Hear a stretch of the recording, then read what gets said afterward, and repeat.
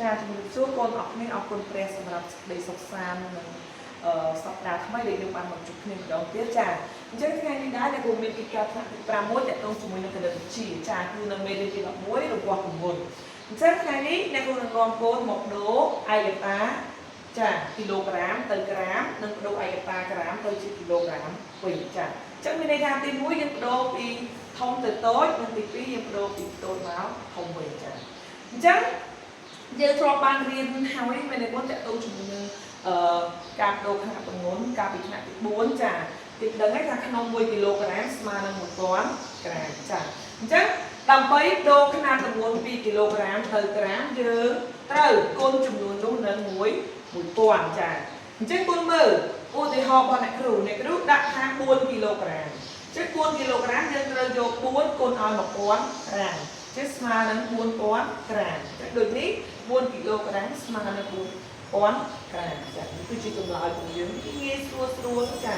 បើយើងគិតមុនក៏អាចចេញដែរមែនទេកូនតែ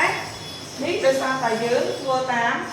ចាការណែនាំនៅក្នុងសព្ទទី5ដែលគេបានប្រាប់យើងវាងាយស្រួលដែរចាយើងដឹងចាតោះអញ្ចឹងយើងមើលចំណុចទី2គឺការបដូរឯកតាក្រាមទៅជាគីឡូក្រាមវិញចាមានន័យថាពីធំទៅតូចចាអញ្ចឹងយើងមើលនិយមន័យដើម្បីបដូរខណៈទម្ងន់ពីក្រាមទៅគីឡូក្រាមយើងត្រូវចែកចំនួននោះដល់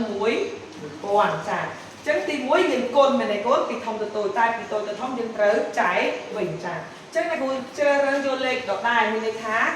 4000ក្រាមដូរទៅជាគីឡូក្រាមចាអញ្ចឹងយើងបាននេះគេចា4000ក្រាមចាស្មើនឹង4000ចែកនឹង1000អញ្ចឹងចម្លើយរបស់យើងគឺ4គីឡូក្រាមចាអញ្ចឹងស្មើមានន័យថា4000ក្រាមស្មើនឹង4គីឡូក្រាមចាអញ្ចឹងទោះបីជាយើងមិនបាច់ធ្វើប្រមាណវិធីក៏យើងអាចបដូរបានដែរមែនទេកូនព្រោះ